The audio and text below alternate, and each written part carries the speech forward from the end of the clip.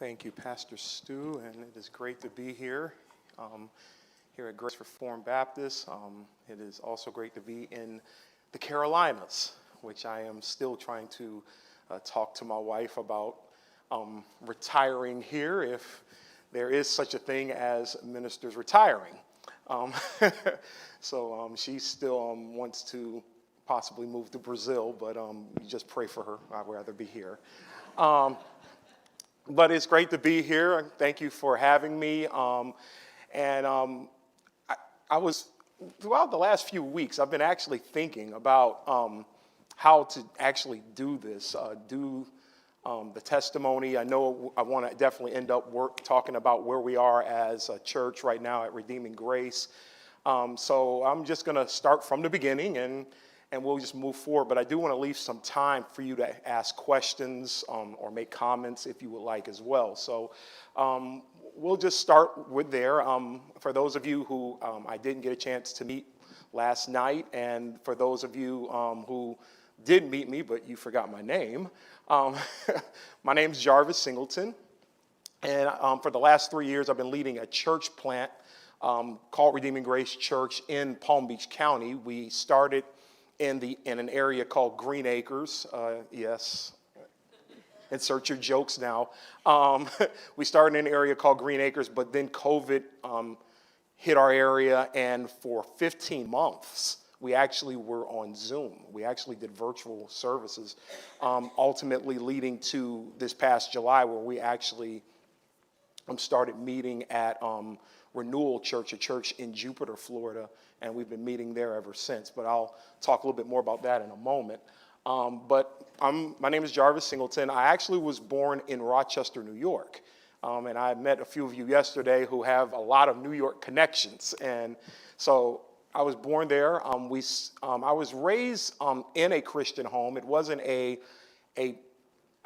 wouldn't call it a theologically rich Christian home. I would call it more of a basic Christian home. We knew the gospel, we knew the work of Christ, and those things were instilled in me, but I didn't become a believer until after I graduated from college. But my parents did a great job in teaching me the things of Christ, teaching me the basic components of the gospel, which I took, throughout my high school years and my college years. But it was in my college years where I actually met some good Christian friends and people who really modeled the Christian faith well. They were very careful, I could say very careful in how they served the Lord. Whereas I had met a lot of Christians before who kind of, they talked about Christ, they went to church, but they weren't really dedicated to following the things of Christ. They often kind of dipped into the world a lot. But these people were very careful in how they served the Lord. They really wanted to honor God. And that really showed me something different from what I had grown up under with other friends, other people my age.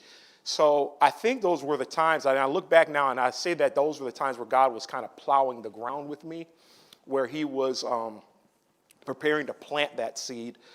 So I graduated college in 1999 from Florida Memorial University. And on November 15th of 1999, that's when the Lord saved me. And that's when the Lord came to me and brought all the things I had learned before. He really made them real to my heart. So that's the time that the Lord saved me. So that's coming up in a few weeks. I often celebrate the day. But nevertheless, it was soon after where the Lord gave me a desire for ministry. And that really, it didn't so much scare me as much as I smiled and laughed at it, because at that time, I was someone who did not like to public speak. I didn't like public speaking at all. In fact, one of the things that I did in college, I joined an organization called Toastmasters International. How many of you have heard of that? Oh wow, okay. Yeah, I joined Toastmasters International for the simple purpose of being able to do oral speeches or oral presentations of assignments I did in college. That's my whole point of doing it. because I would usually be the last person to present a presentation in class because I just didn't like to speak publicly. And so the Lord had a sense of humor bringing that to me. And so I took Toastmasters. But it was then when the Lord gave me opportunities to preach that I noticed that it was more of him. I went up there, I spoke, I preached, and it was like, okay, how did I do that? How did this happen? But nevertheless, the Lord, in his mighty power, he actually brought me through that. So the early days, I was able to do a lot of preaching, and eventually I ended up going into seminary. Well, let me back up a bit from going to seminary. I became a Christian in late 1999. In March of 2001, I received my first, baptism into Reformed Theology. I was working with a co-worker in an area called Pompano Beach, which is just a little bit outside of West Palm Beach. And she was telling me about the election of God. Now, at that point, my theology was shaping, so it was something I had never heard of. God choosing to save people, that was something that wasn't really said. You just assumed that Jesus died for everyone. That's just what it was. So I ended up going to that church, thinking, okay, well, I was thinking, my coworker's in a cult or something. I need to find out what's going on here. So I'm trying to play inspector, trying to play all of that. And so I meet with the pastor, and he ran circles around me with scriptures that I had read, but I never really focused on. Passages like where Jesus said in John 17 to the Father, all you have given me. And these were the first time I really kind of saw these passages. So whereas I thought I was going to save my co-worker, I ended up joining that church for 4.5 years. So I was there. It was a Presbyterian church, and it was there that I went to seminary, went to Knox Theological Seminary. How many of you have heard of Dr. D. James Kennedy? That's the seminary that Coral Ridge Presbyterian Church started back in 1990. So I started in 2002. Now, again, my theology wasn't shaped totally. So there were areas where I didn't necessarily have a real solid belief system. So it was during those years I studied, the Westminster Larger Catechism, Shorter Catechism, the Westminster Confession of Faith. I was also introduced to the 1689 London Baptist Confession during those times. And what happened was then the issue of baptism became one that I had to deal with. So I started reading the scriptures, started studying the scriptures, and my views started to become more Baptistic. And I found myself now in a problem, because I knew the Lord was calling me to ministry, but my views were not being shaped in the Presbyterian model. So it was a difficult decision to leave. The name of the church I was at was Covenant Presbyterian. It was difficult to leave the church because, again, I'd been there for 4.5 years, and we were a small congregation. I had grown to love and appreciate the people. So I kind of strung it out for about 3 months before I actually came to realize that if I'm going to do what the Lord has called me to do, I'm going to have to leave this church. And we left great. I left on good terms. Still to this day have a lot of good relationships with the people there. And that's when I started making the journey to studying more or learning more about the Baptist faith. Now, it wasn't that difficult a lot of ways because my mother's father, my grandfather, was actually a Baptist pastor. He actually founded 2 churches in South Carolina. He was born, raised, and went to be with the Lord in South Carolina. So I'm very familiar with the Carolinas in many ways. But nevertheless, it was at this time I was coming into my last year of seminary, and at this time my job I was working for a nonprofit, as I mentioned. It actually did not get funded that year, my last year of seminary. So I ended up practically losing my job. So I ended up getting a job at Coral Ridge Ministries, in their media department. And the Lord worked a marvelous thing because I was I was like, Lord, I'm in my last year of seminary. How am I going to do this? I want to get my degree. And the Lord worked it out in such a way where I actually got a full paid scholarship that last year. And even though I didn't have the flexibility in my schedule, I also had the best grades I ever got in a year in seminary. I made all A's that last year. So I graduated in 2007. And at that point, I was like, okay, I have my Master's of Divinity. I really want to go into ministry. And at this point, I didn't care if it was full-time or part-time. I just wanted to work in ministry. I had an offer that was given to me in South Carolina to come, but that fell through because the church actually went through a transition with the pastors. And so I basically came back to Florida, wondering where this was going to go. Because it was like, okay, I have this degree. I want to work in ministry. So where does this go from here? And I reached out to a local pastor down in Miami named Ricky Armstrong. And, I asked him, I wanted to meet and just kind of talk with him. So he called me back and invited me to one of their services. And I remember that date, it was August 28th of 2007. And on that day, I not only met Pastor Armstrong, but little did I know, I also met my wife that day, my wife, Deborah Ann. And so and it was funny because I had always had this desire to be married. In fact, there were three other guys at Covenant that went to Knox with me, who started Knox with me. And by the time they graduated, all three were married, and I was the lone single.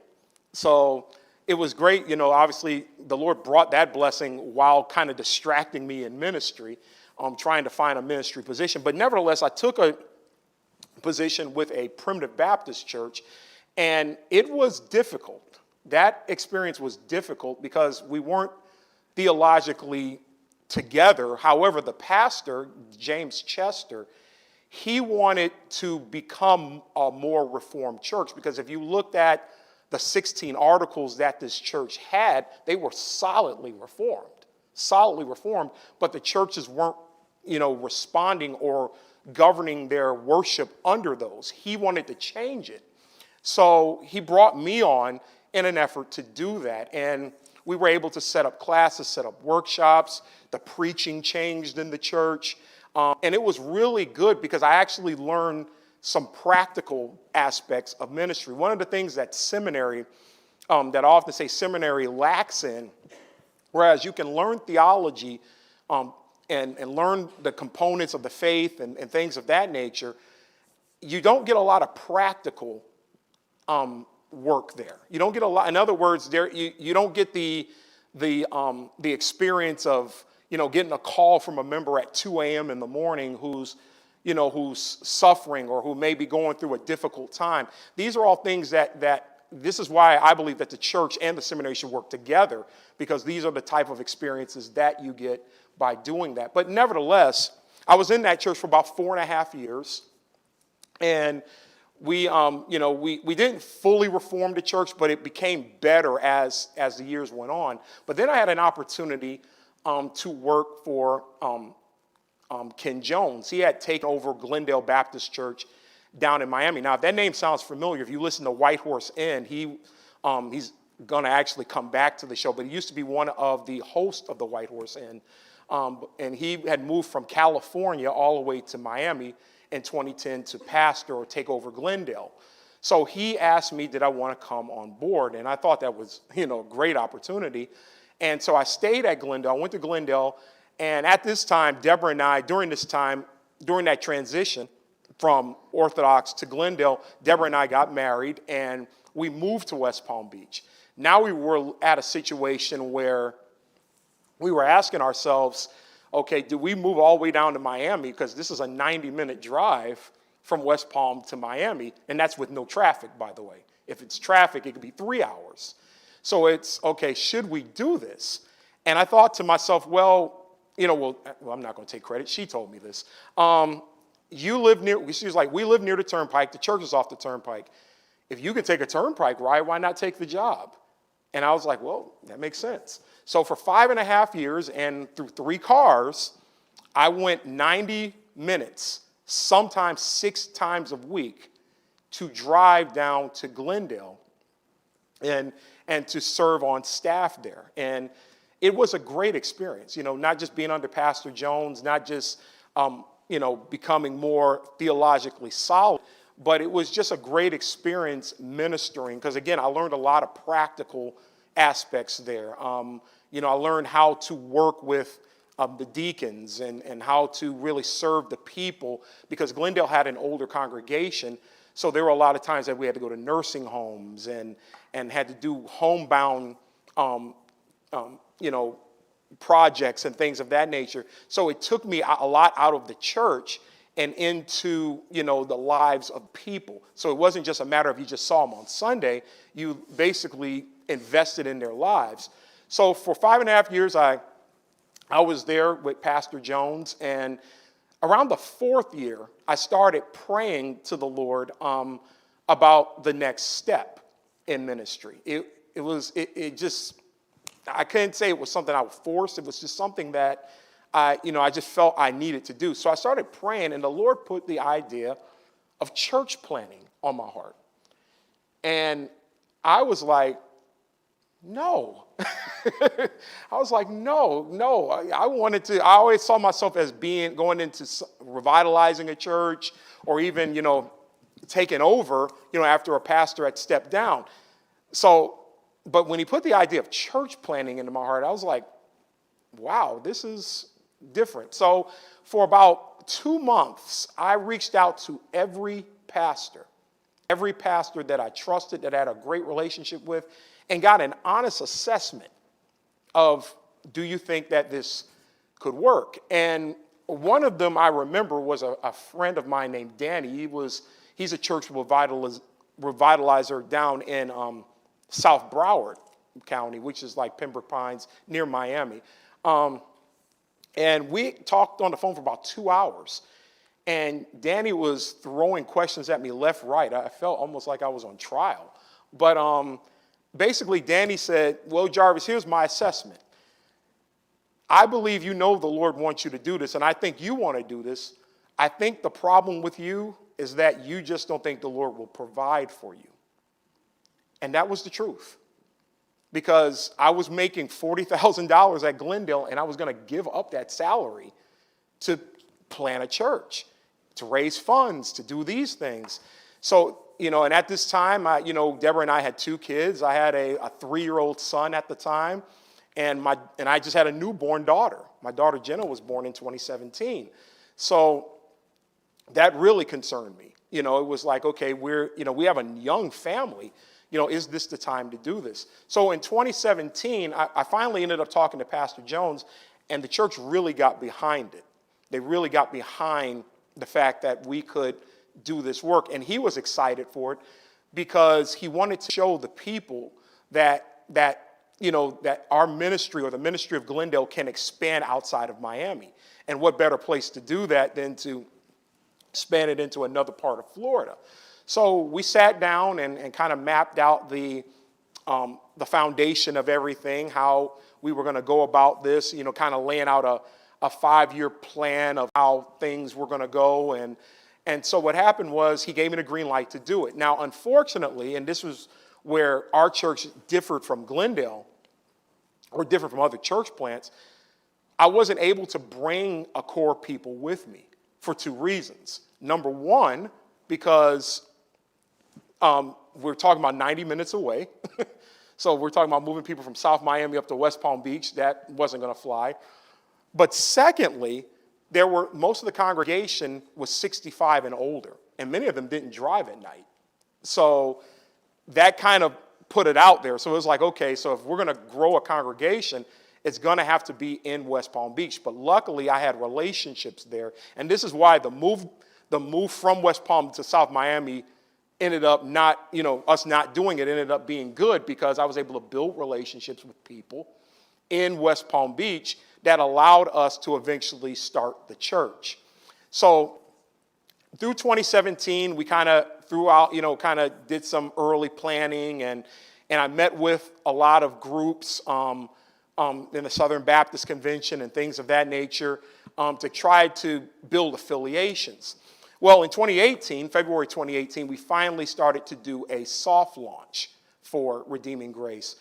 We started meeting weekly. We started meeting at 2 o'clock at a church in the Green Acres area called Church in the Palms. And while it was a great church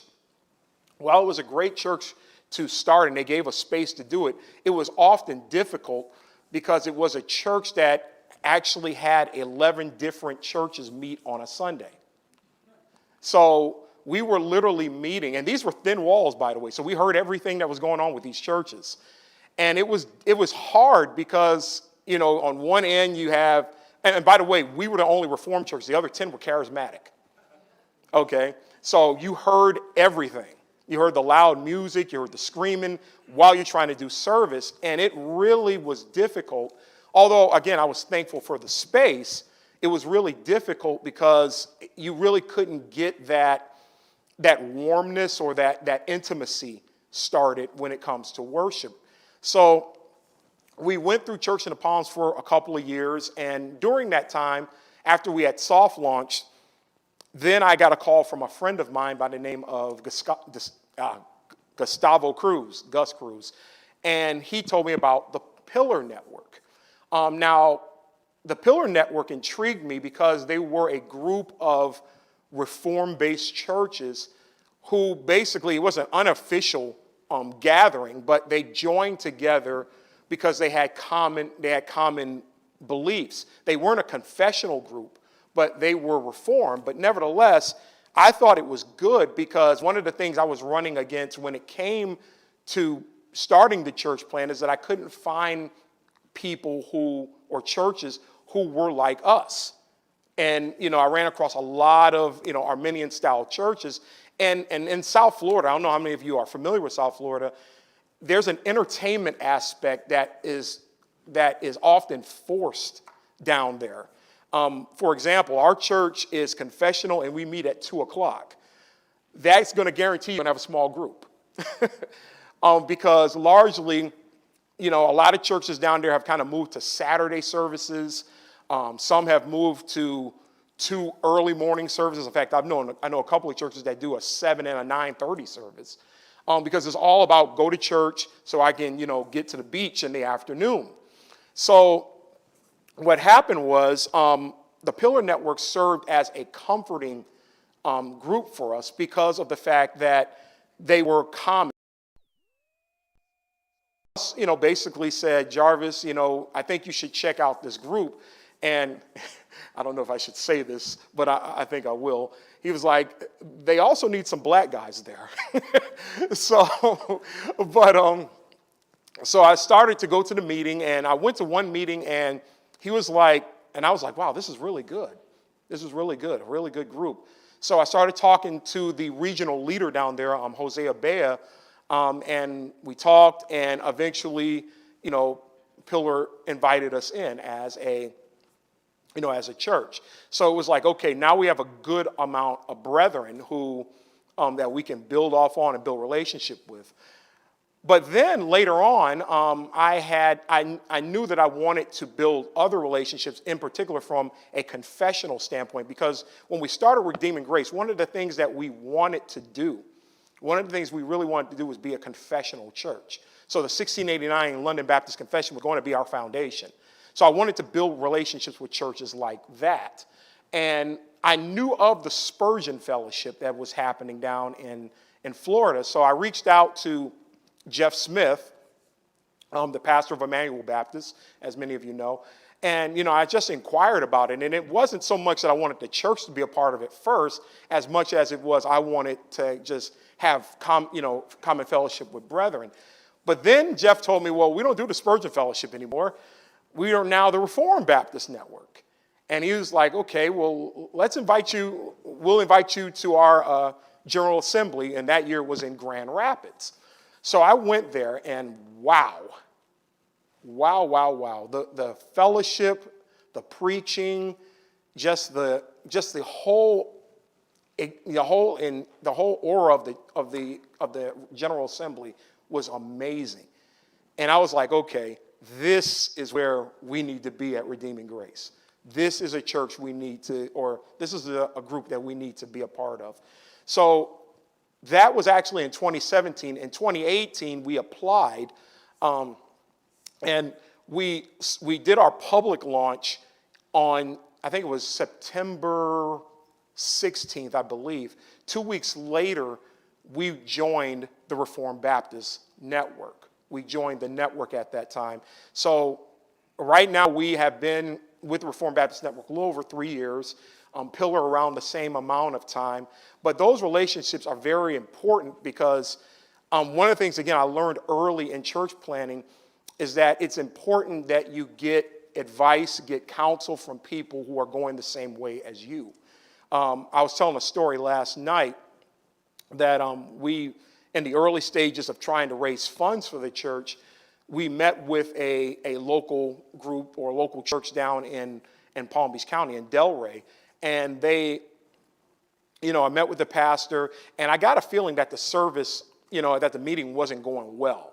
It just didn't feel right. So I reached out to a friend of mine who was attending the meeting. And I was like, what did you think about the meeting? And he was like, well, I thought it went okay. The pastor really wasn't really enthusiastic over what was said because there were certain things he was looking for. And one of the things he brought up was something called a growth plan. How many of you have ever heard of that? Oh, none of you. Well, let me tell you what a growth plan is. A growth plan is the idea of over a period of time, maybe a year, 2 years, you break up that time frame and project how many members you will have in your congregation. And so I was like, really? I was like, okay, when I first heard of that, because it wasn't the first time I had heard of a growth plan, but it just didn't sit right. But here's the beauty, gentlemen, of those of you who are married. This is where your wives are wonderful gems. I actually brought this up to my wife, Deborah. And she was like, well, how did the meeting go? I was like, well, it didn't go well, but he mentioned something about me having a growth plan. And so I explained to her what that was, and she was like, I thought that was the Lord's job to grow the church. See, your wives they're treasures. Wives are treasures. And I was like, yes, that's true. So that taught me, it's like, okay, I can't really reach out to people who are not going the same way because there is a lot of gimmick natures that goes on with trying to grow churches because it's almost a competition in some ways. I don't know how it is here in North Carolina, but in South Florida, it is a situation of trying to grow a church, but grow it fast so you can become an attractive entity. So we decided to not go that route. And so Pillar and the Reformed Baptist Network helped a lot. And also another thing that helped with Emmanuel in particular was we already had an overseeing church with Glendale being our sending church. But I was able to talk to Jeff Smith, and Emmanuel decided to join us or join overseeing us as well. And the benefit of that was that Emmanuel, it was 30 minutes from us. Okay, so we had a close church that we could, get counsel from, get advice from, instead of having to go all the way down 90 minutes to Pastor Jones, even though I used them equally. But nevertheless, the organizations with Pillar, with the Reformed Baptist Network have really helped Redeeming Grace a lot. Now, when it comes to Redeeming Grace, I'm going to start wrapping it up now. When it comes to Redeeming Grace, we have met for about 3 years, and it has been very difficult growing there. We're still a very small congregation. We have about 20 people. But in a lot of ways, the Lord has rebooted our church because one of the things that when we started the church, what happened was over time, people either got restless with the direction we were going or there were internal issues with people and all of these people ended up leaving our congregation. And whereas, a lot of people were saying, well, Jarvis, maybe this is a sign you should shut down Redeeming Grace and things of that nature. The Lord did something very interesting when we got on Zoom, when we became on Zoom. And what happened was we stopped meeting physically. So at this time, I'm thinking, okay, at that time, we hadn't had even a new member in 2 years. And it was like, how are we going to keep this church up? How is this church going to survive? You know, and here's the question I also ask, what do I have to do that? Well, the Lord quickly kicked out the I in that statement, because through Zoom, our church grew. Our church actually grew. People came through. In fact, even Emmanuel went through that, because a lot of churches shut down, and Emmanuel had a lot of people come over to them, so they had a lot of new members as well. But our church actually grew, and it grew positively. We suddenly had people who understood where we were as a congregation, what we wanted to be, and they were all on board with it. So now, even though the Lord rebooted our church, we're more healthy than we've ever been. We're more healthy than we've ever been as a church. Because it really showed the value of making sure that everyone is on the same page when it comes to the church. But like I said before, we met on Zoom for 15 months. And then we started meeting again in July. And we tried to go back to Green Acres.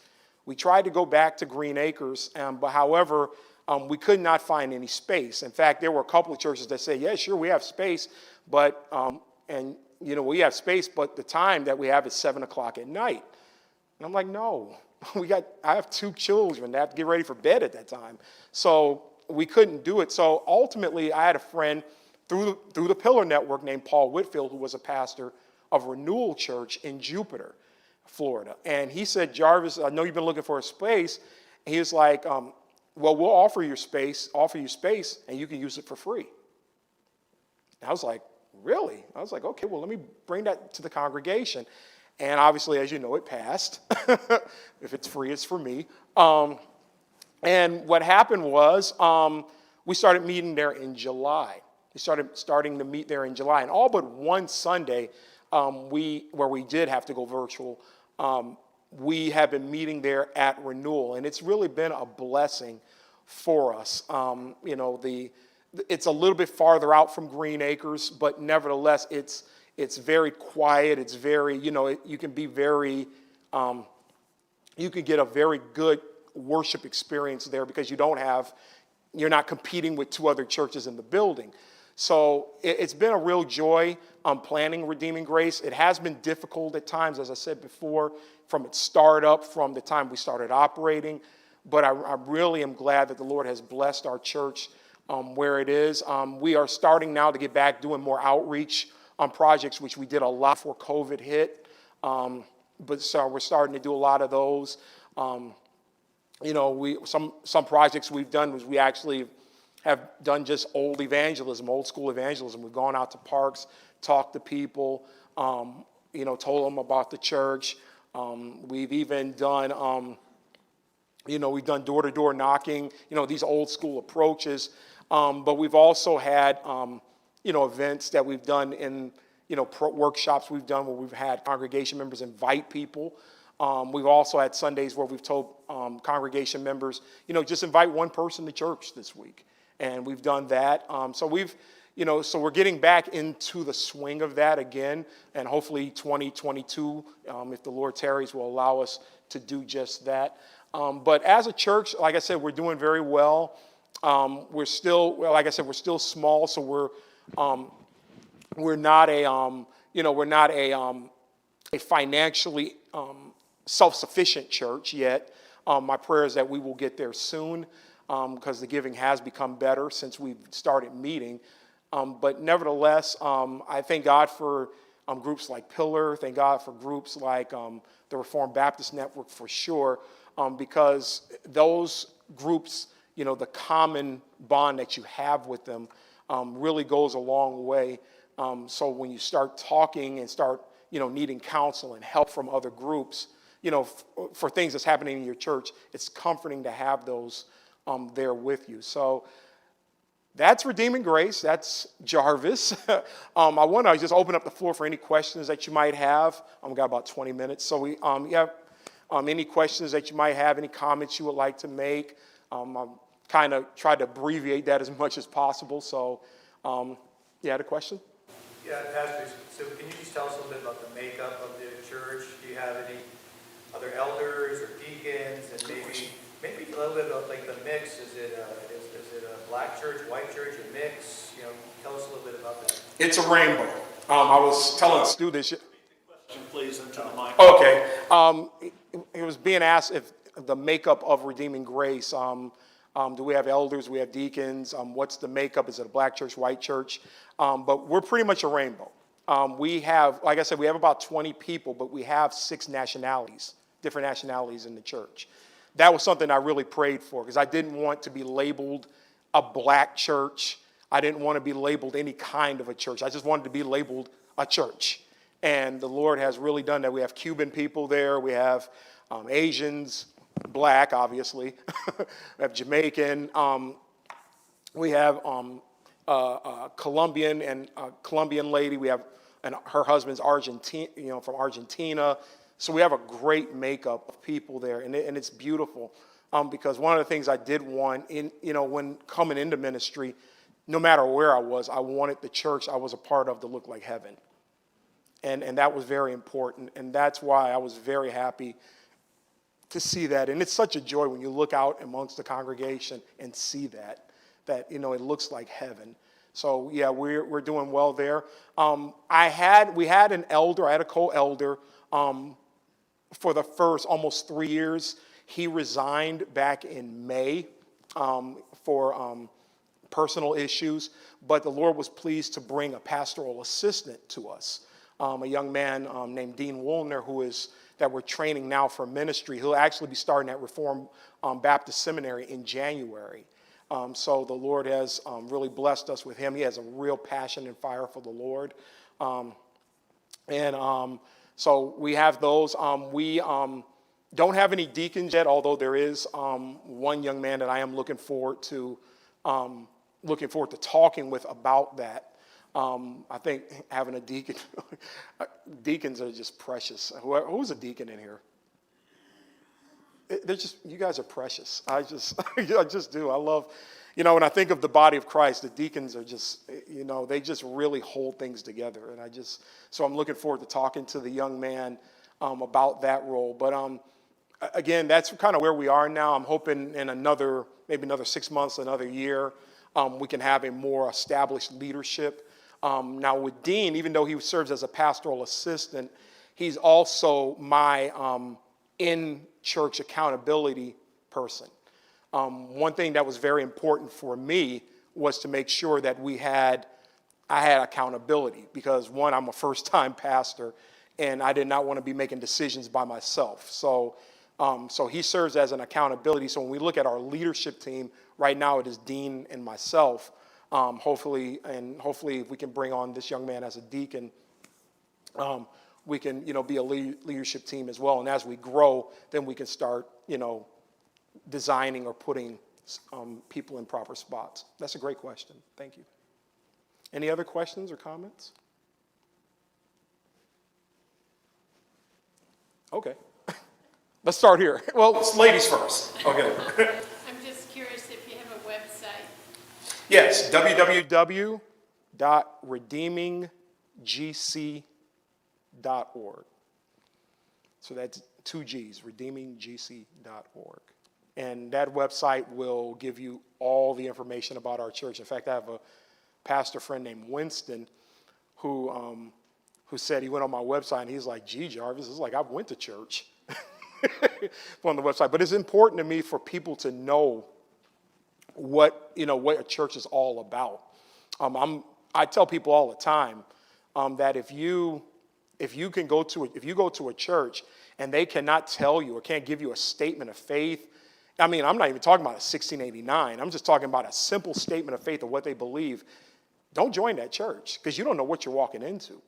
So I want people to understand what they're walking into when they come to our church. So that's why it was very important that we were very detailed in our website. So, Mike? Financial question. Okay. Number one, are you fully supported with help? And secondly, are you raising enough funds to eventually move into your own building? Repeat the question again. Okay. Well, let me ask Mike to repeat that first part again. Do you have to work outside the church or are you fully supported? Okay, first question is, do I have to work outside of the church or am I fully supported? Thanks to a gift given by the Gathering Church last this past April, I was able to leave my position. I was working as an at-home customer service representative with a Giro roadside service. How many of you have like Toyotas in here, or anybody has a Toyota in here? Okay, so anytime you call for service through Toyota, you call a Giro. You would call us. So I was working that for a few years, but it was very hard because it's not so much the work, it was just everything around it. So I was able to control my own hours, but it took a lot of time away from me to sermon prep and to do the things that I needed to do, because one of the things I wanted to do was to work with be with my family in the evenings. So thanks to a gift that the Gathering Church has given us, I was able to leave a Giro, and now I do full-time ministry. I do, and it's ironic, I'm more busy now than I was with the Giro. But I was able to do full-time ministry. And the second question? Future building plans. We're always looking that way, and we do have some money set aside for that.